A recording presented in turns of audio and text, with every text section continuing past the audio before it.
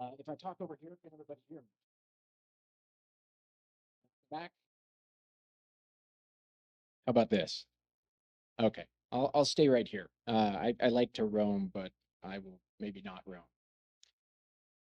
All right. Who are we? You may have noticed there's just one of me. There's not actually two.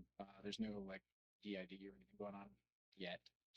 Um, this is my counterpart and partner in crime, Klaus, who could not be here. He's based in Denmark and has a lot of the usual black cat photo problems in that they don't have a face when you try and take a picture, so it's kind of hard.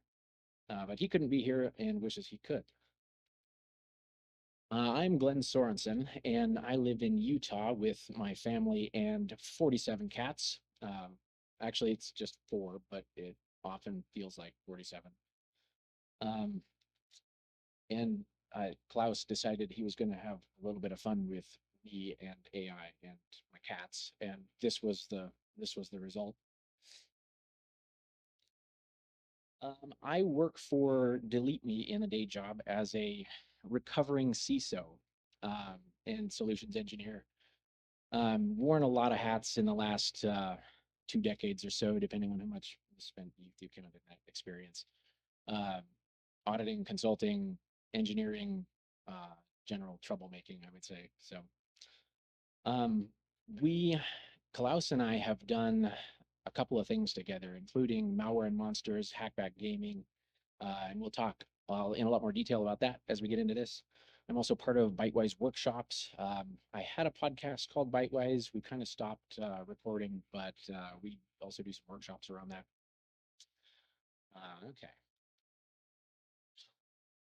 So what we're here to talk about, um, how traditional approaches can be kind of broken with training and with tabletop exercises.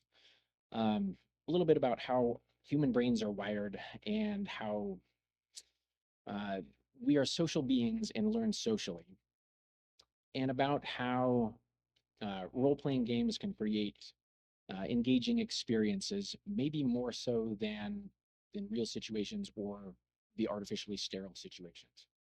And then we're going to talk about Hackback and Malware and Monsters, which is what we like to call security training that doesn't suck.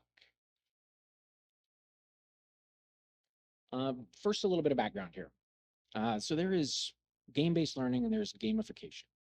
And we want to talk about a little bit about what they are and what they aren't. Game-based learning is playing an actual game to learn, where gamification is maybe adding game elements or competitive elements to something you're already doing. So gamification is more like the first to finish your security training gets cake. Whereas game-based learning is playing the game that has inherent elements that teach you. We are talking about game-based learning, not gamification. All right, so what is the problem with traditional training?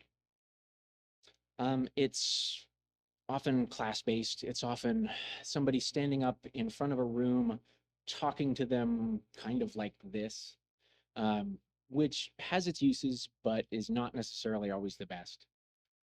We have computer-based training, which kind of allows folks to check out and kind of just do minimum to get by.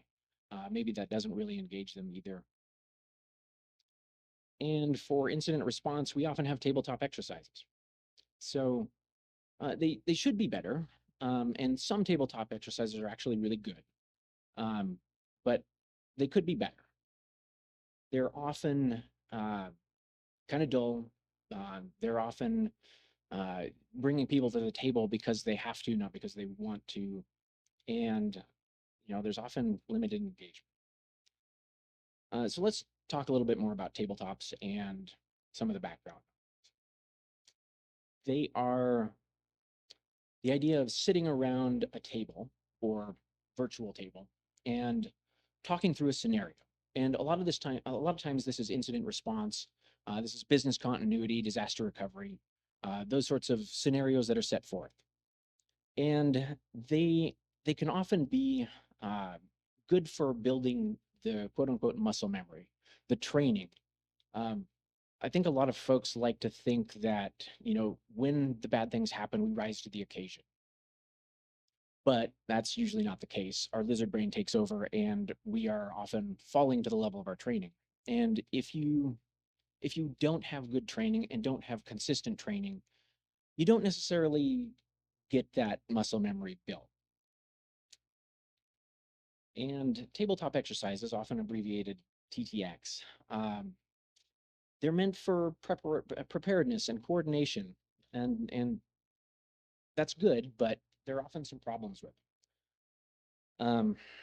I think one of the things from my experience that comes to mind, and kind of back to the lizard brain taking over for a second, um, when you get into even a tabletop exercise in the scenario, the number of times I've had teams forget that they have an incident response plan is really high. And that should be kind of table stakes, right? You have an incident response plan, you pull it out, you use it, you exercise it, so that your lizard brain isn't the one in control and making decisions that may not be the best for most efficacy and results. Ye traditional IR TDXs and why they get sucked. Generally speaking, you'll have participants that don't open up, that don't necessarily engage, maybe because they don't have to, maybe because they're afraid to, or there are politics involved, or they're afraid of looking like they don't know something in front of their peers. You get some people that try to do way too much. You'll get the one or two that kind of want to do everything, and maybe they know how to do everything, and maybe they're very capable, but that's not realistic in an incident scenario. One person can't do everything. You need the whole team. You'll often get egos clashing, politics, people that have different ideas on what should happen based on the things that they're really invested in. You'll have people fighting the scenario. Um, the number of times I've heard things like, "Well, that's impossible. That wouldn't happen. Our EDR would have caught that." And the number of times where that has proven wrong in real situations is high. Um, so when I get questions like that, and you get the people that are not necessarily willing to step back and learn from the scenario, from the tabletop exercise. Some of them are rote and scripted. I've not seen too many of these myself, but I have heard plenty of horror stories from colleagues and friends where the facilitator just read a list of questions and wasn't necessarily active and engaged and challenging assumptions, which is one of the things that's important in running through one of these exercises. The point is to figure out what might go wrong, where our gaps are, where we might improve. But most importantly, I think they lack focus on really engaging participants. So you'll have that imbalance in participation I was kind of talking about. We have one or two people trying to do a lot of things, a few people that maybe don't necessarily want to participate. So that is a suboptimal situation, and that is kind of the norm. And fun is taboo. If you're having a good time, then it can't be learning and it can't be beneficial, right? Well, absolutely not. Enter the game-based learning. And because it is fun, is often an unconvincing business argument, and doesn't work in a lot of cases in real life. Fortunately, we can turn to science for some authority there. Just to read this real quick. Most studies in the sample reported analog game-based learning as an effective pedagogical tool with an impact on learning, cognitive, and psychological levels from Frontiers in Psychology. So that's one case we can take back and use to sell this as needed. And there's a lot of folks that you're going to need to sell this to internally. Maybe it's peers, maybe it's the people making decisions for your team, running your team, maybe allocating funds. Uh, so you're going to find the need to sell this a little bit internally. So I hate to break it to you, you are in sales. Your brain is actually wired for learning with others, and we have some more science to back this a little bit. Um, and I think we're all impressed by how stupid humans are. It reaches almost epic proportions. We're stupid in dozens and dozens of ways, but human minds are plug and play devices. They're not meant to be used alone. They're meant to be used in networks. They're meant to be used in social situations. Games allow us to do that. They allow us to use and harness collective intelligence. Collectively, we're not that stupid. There's maybe some argument there, but you get the point. So why role-playing games? Well, when Dungeons and Dragons and its cousins are played in an inviting, encouraging, compassionate, and intellectually engaged environment, play opens the door to truly amazing possibilities for learning. And you can see that for any of you who've played D&D, for example, or similar games. When people start having fun, they start engaging in miraculous ways. I mean miraculous ways. And the thought of maybe applying learning to that situation uh, opens the doors for a lot of possibilities that we've maybe not spent enough time exploring. But ultimately, most of us here are geeks, so we'll take any excuse to use D&D as part of our grown-up jobs. I will talk about that for just a second here, and how I got into this. A good friend of mine, now a good friend of mine, started Hackback Gaming right before the pandemic started.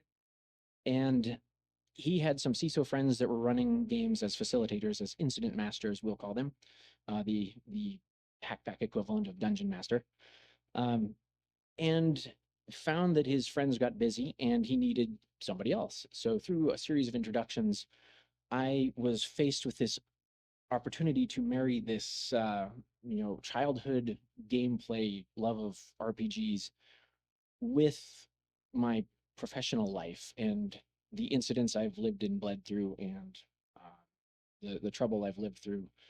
Some of you in the room may have been part of that. The role playing is immersive. I think that's an important thing to keep in mind. And again, back to the folks who play D&D, probably a majority in this room, you really do immerse. You become part of that world and you get in that situation, you get into the characters, you get into roles, and you really have a good time doing it, right? So D&D is successful for a reason. Players laugh, often a lot. They engage, they immerse in this. And when players are immersed, they forget things like their egos, like the investment in the systems that they may have been part of building, processes that they've built. They forget to protect their turf and some of the kind of corporate politics that go in any environment. They forget to fight the scenario. They forget words like "that's impossible" or "that would never happen." So you get out of some of that mindset of, well, this thing would have worked. Well, I mean, it didn't. And that's kind of inherent in the nature of an incident. The things that we expected to have happened or not happen have happened. And now we have to deal with it. And one of the biggest things is they'll be more honest in general. They don't have to protect their turf. They don't have to deal with egos. They don't have to worry about what their boss might think of them. They don't have to worry about what their peers might think of them. And they forget about those things. So you get more honest feedback about the real situation.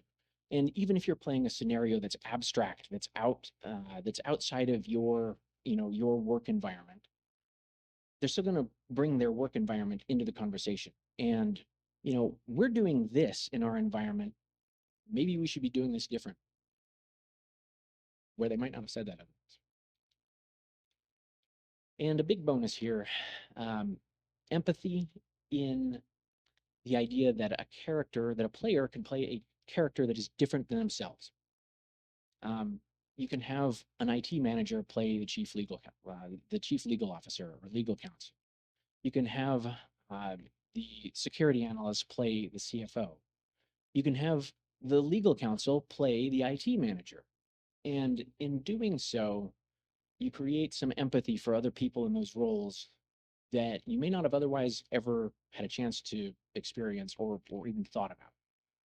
And I think you get more realistic simulation in a lot of ways, in that one person can't do everything. The game itself provides a structure that kind of balances that imbalance of one or two people that do all the things versus the handful of folks that maybe don't or kind of sit it out, wallflowers. I know a lot of us are introverts here, so you've probably really. So storytelling also has a role in this. For those of you who've for have been a DM, a dungeon master in D&D games or similar, like you know that your role is in telling the story. And those of you who played the game, you've experienced the story. Well, the same is true here, and the same is true in what we want to do. We want to make this more relatable, more more involvement and more, I guess, imagination with some different skin or different bounds. So the stories create stakes or create some investment in some different ways. In that it's not just the system is compromised, but the CFO is on the phone and has an angry board breathing down his or her neck. That's a little bit more personal and human rather than just a system. So the stories create that emotional investment in ways that they may not have otherwise. We're also bridging theory and practice. Um, I think in a lot of traditional training, there's a lot of theory, a lot of computer-based training. There's theory and there's not necessarily the hands-on. We've all had security awareness training that's here. Watch these videos. Okay, we'll see you later. Check the box.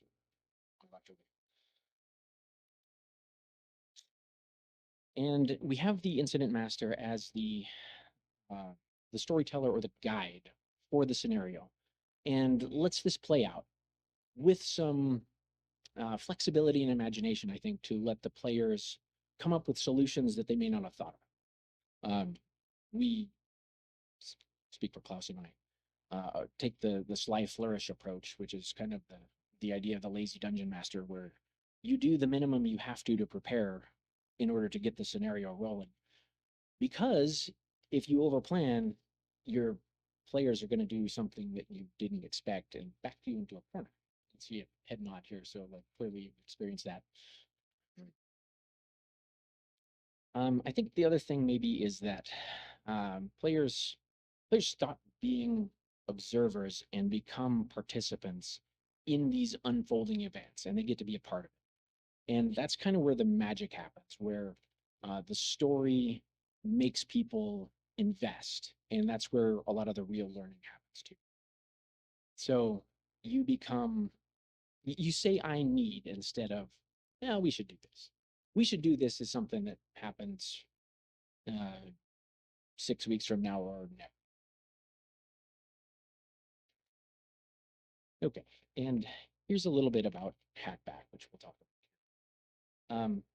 It's fancy logo, but let's talk about what it actually is. I'll give you a moment. But hackbackgaming.com with a LinkedIn page.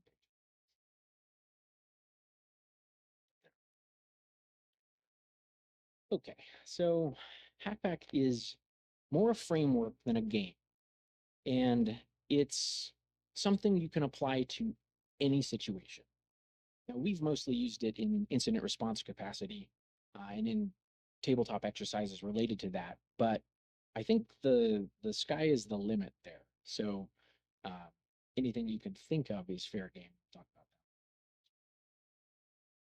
about that. It's open source. soonish. If you are interested in getting at it and contributing to it, we can give you access to the GitHub. Just contact me later. Let's see what else I can say about this. It really does have the open source and community philosophy where we want contributions from everybody else because you guys will know a lot of things and be able to creatively come up with a lot of things that we hadn't thought about. And I say we've used this for incident response historically, but we've thought about a lot more and used it occasionally in some other situations. But you guys will be a lot more creative, come up with a lot more things. So let's see. There's a wide range of applications, and you'll kind of see why this is maybe a universal tool that maybe you didn't know you needed, but you will. A few examples: de-abstractify, unabstractify. I don't know. The idea of taking a concept that, or a term that may be overloaded, and uh, putting it in some terms that you can understand. I think risk management. A lot of technical folks will, kind of understand risk management, but not necessarily like be able to map the things that we've done to risk and the systems that we've got to something that seems like risk, or even use the term zero trust. Like, what does that really mean? The term is really overloaded. So we can you can kind of back people into learning those concepts by playing through the scenario, doing all of the things, and then, oh, by the way, you just did risk management. You just did a risk assessment. You just did zero trust or move towards zero trust. Um, it's also useful in teaching the more non-technical folks. You can pull anybody into this. I love, one of the things I really love about Hackback is being able to pull non-technical people into technical roles, technical people into non-technical roles, and having them think through from those lenses. Those different ways of thinking open up a lot of possibilities, and they, back to the empathy thing, they generate respect for the various pressures that those roles have. And you can also teach technical concepts in a way that that anybody or wider audiences can understand. And it's about teamwork and team building. None of us respond to incidents alone. If you do, you failed, and it's a bad day. Incidents are kind of a bad day anyway, but if you don't have a good team behind you and can't work with that team, an incident becomes chaos. Anybody who's ever worked with, we'll say, an immature incident response team, you'll know that the roles are not necessarily that well understood, and that communication kind of goes all over the place. There are lines of communication that go everywhere, and the information changes and the details change. So the information there's not a good single source of truth. Whereas a team that's used to working together falls into their roles and they're training a little bit natural. Maybe not natural. Maybe it's, by design. This is something that could also be used for marketing events. Have a game, pull in, as a vendor, you can pull in players that get to play a scenario maybe about your product or around the product or around the service. So that's a use case for it here too. Team events. The idea that you can kind of scale this if you're creative. Typically, if you have more than 6, 8, 10 players, it's going to take a long time, and the games can really go beyond people's attention spans, I would say, unless you're really dedicated, and some of us are or have been. But you can scale this in ways of having a team of people, 2, 3, 4 people, play a particular role or play a team that is doing a function in the game as well. So you can scale this in a lot of ways. And in simulating real events, think about like Stuxnet, maybe as an example. Stuxnet might be a fun thing to investigate and play through. It's a historical thing that happened, and we know how it happened. But if you, as an incident master, present it in such a way, your players will figure it out along the way. what they're dealing with. And that's another way of maybe teaching some history of security, what's happened in the real world.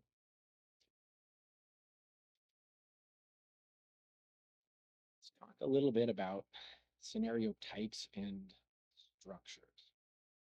Hackback started with incident response, but it'll work for just about any scenario type.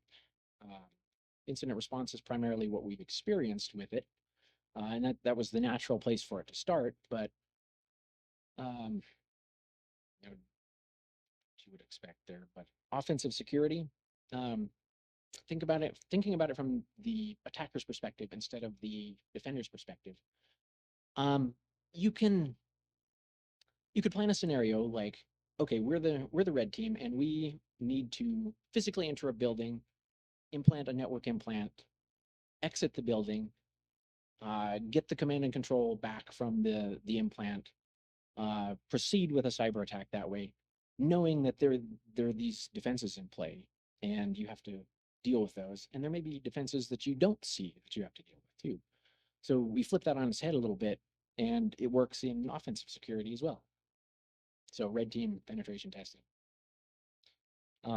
Defensive security, like we've used it in incident response, but think about proactive threat hunting. The idea that there's maybe an attacker in your network and you have no indication yet, where do you start hunting that? And same with security architecture. And attack and defense together. So your purple team exercises, or competing teams even, having an offensive team and a defensive team playing against each other. This framework will work with that too. And any sort of hybrid scenario that you can think of. So I mean, that's a little bit about Hackback, which is really kind of an open-ended frame. I also want to talk a little bit about something else we've developed, which is called Malware and Monsters. And it's a little bit more in between that and maybe like a backdoors and breaches. So one of the problems that we ran into with Hackback was the requirement of an experienced incident master to facilitate, to guide, to use their experience to kind of direct players back into the scenario and onto the path. Whereas somebody who hasn't lived, bled, burned, gotten beaten sleepless nights through real incidents um, may not necessarily have some of the same ability to guide the scenario. So that's where Malware and Monsters came in. And the idea was born from Lena Yu, who was the founder of the Malware Village at DEF CON. And she came up with the idea of Malmons. So Pokemon malware. And she did a lot of the artwork for them. And if you actually, I should put that up here too. But Malmons.world will give you the current situation with Malmons. But what Klaus and I, and mostly Klaus, did was build a game around this. And the idea is that we have a malware family, or a piece of malware, the Malmon, that we want to investigate. And the incident master then has a lot more definition and materials to work from. So you have some of the creature collection mechanics, the idea that, I mean, you got to catch them all, maybe you got to contain them all, depending on what your focus is. But using actual incident response skills, using some of the more technical skills, some of that is built in a little bit. Again, it's meant to be maybe more plug and play, or more easier to get started, and more materials with which to get started to lower the barrier. So have a look at malwaremonsters.com. Let's talk a little bit about back to Hackback for a second, because some of these concepts are also true in Malware and Monsters. It's run by an incident master, and we kind of talked about that a little bit. But the way the game runs, the incident master is the facilitator, but the team itself has broader skills. Um, You may have a scenario that requires a CFO, a communications manager, security manager, IT support staff, help desk staff, sysadmins, legal, and you can use those broad skills to train in a maybe a broader way. The incident master is also the architect of the scenario, and where we tried to go with Malware and Monsters was have a little bit more definition around what that scenario looked like, so you had a better foundation and weren't necessarily like starting from zero or starting with AI. Those of us who've done this prior to AI, it was a lot harder. The other thing the incident master has to do is ensure that those goals and objectives, those key learning objectives, are actually achieved, and that players are having fun. Each player plays a character, not themselves, and I think that's an important distinction. That lets people get out of their own limitations and into something that's a little bit more fun, exciting, a little bit different than their day to day and what they know. And we like to encourage players to play up some of the stereotypes in their character, like we all know that person who's the big Microsoft fan and Linux is just a failed open source project, and the Lumia phone was it only failed because it was ahead of its time. So we also have actions in all of this. The players have turns and they have actions, and this is where that imbalance, where you have a few players doing all the things and some maybe just doing a few here and there. This is where the chance for evening that imbalance comes out. We have actions, and each player has an action, and they roll a die. They roll a d20. Just received a fine d20 from one of our audience members here. This is what it looks like. 20 sides, for those not familiar. And you roll that to determine success, failure of whatever action you're trying to do.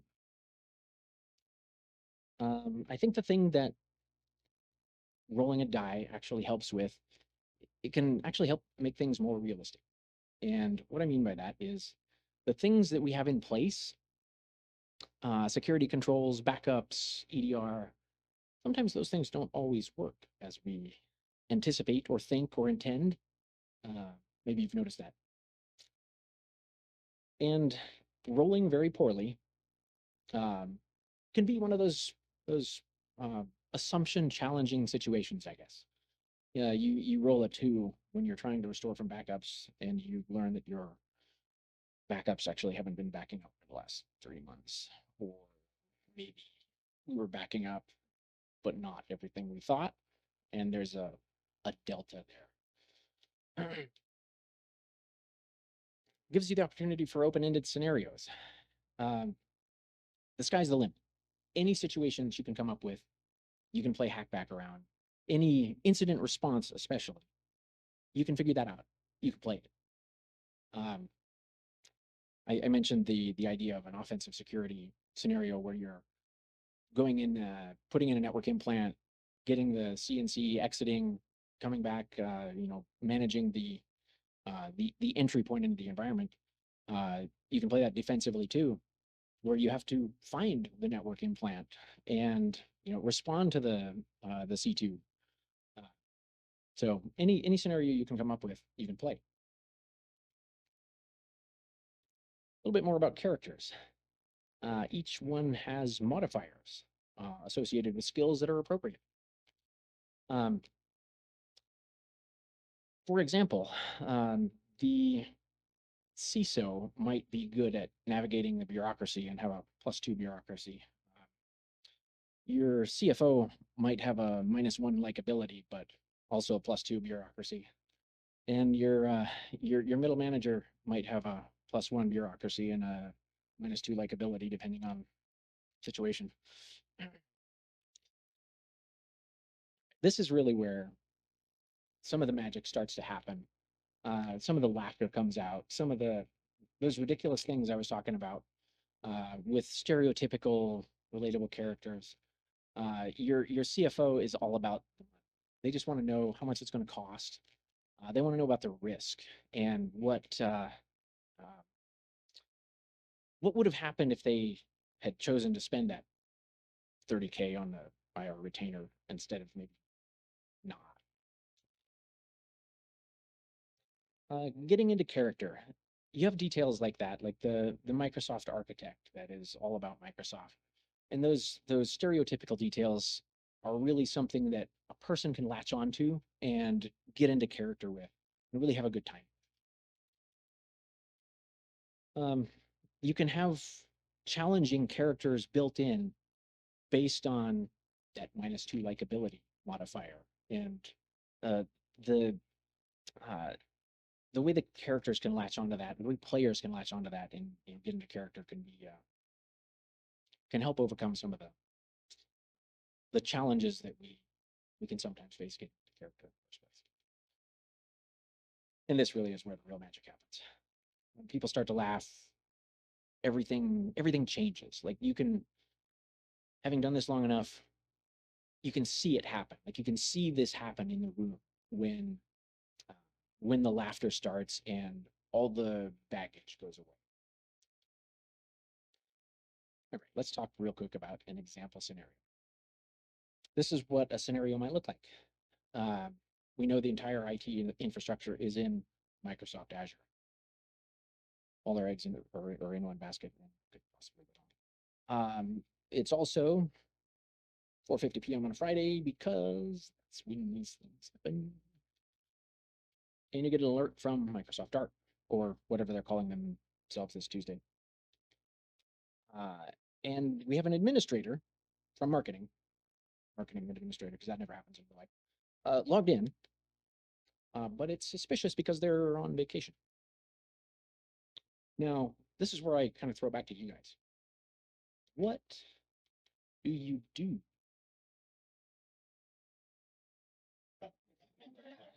Or 4:50 on a Friday, I mean, that's valid. You got to roll.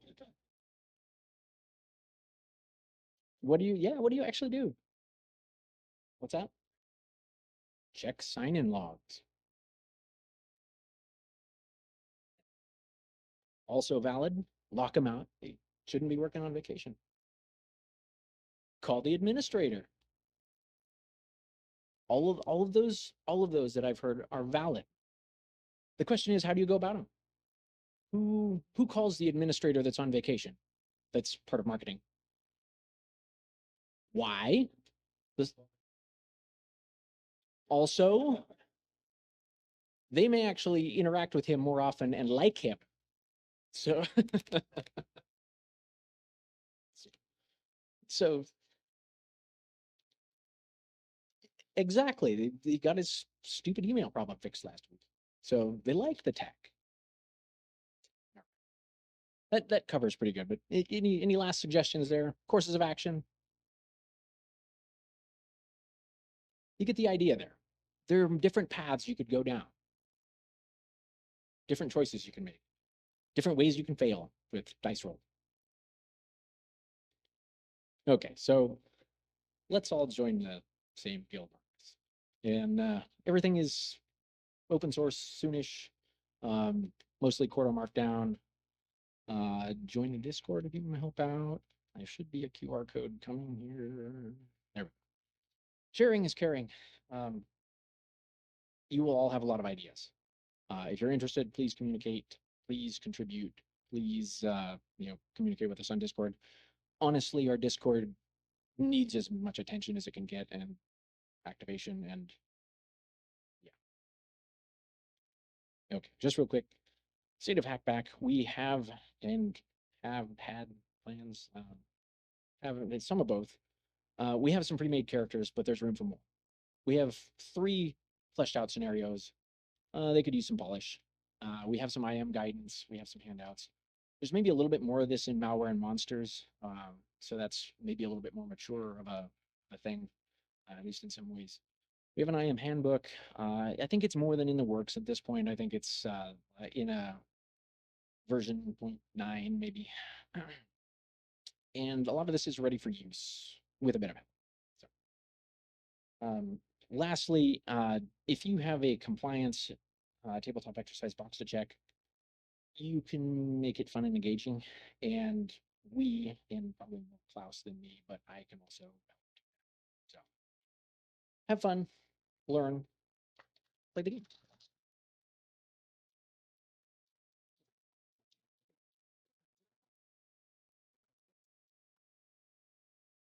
And this is how you get a hold of Klaus and I.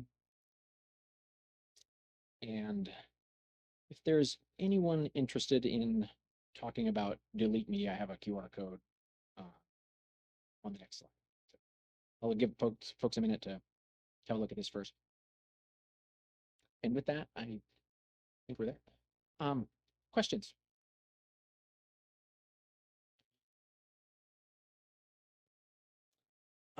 We have hosted sessions on a Discord server. Ours needs some work. But yes, we've done all sorts of different types of games and different types of tabletop exercises and scenarios. So none planned, but actually I should put in a slide about these folks. Ally security. If you're at all interested in seeing how some of these things work in a variety of forms with a variety of facilitators, check out Ally Security. They're a good bunch of folks. They're building a tabletop exercise platform and will often host games monthly, quarterly at least, normal tabletop exercises and games. So a variety. All right. Other questions in the back?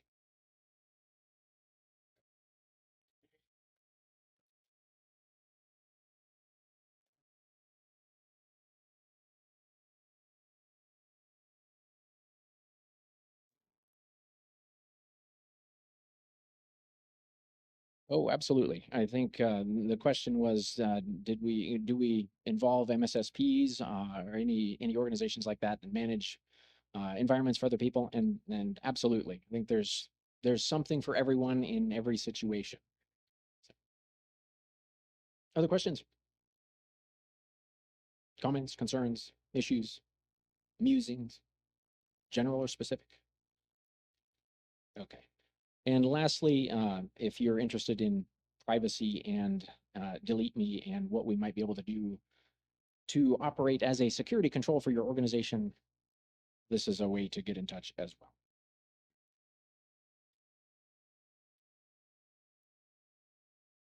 Okay. I will stick around here somewhere if anybody wants to talk afterwards too.